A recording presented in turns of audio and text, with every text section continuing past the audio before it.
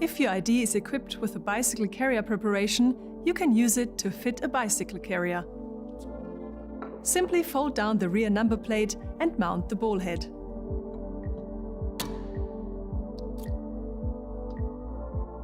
Now you can fit the bicycle carrier.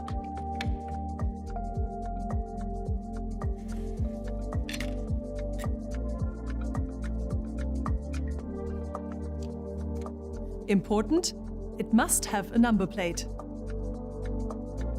The maximum load for the carrier system is 75 kilograms, including the additional load. So don't use it to pull a trailer or for heavier loads. After you have dismantled the carrier, remove the ball head and let the preparation disappear behind the number plate again.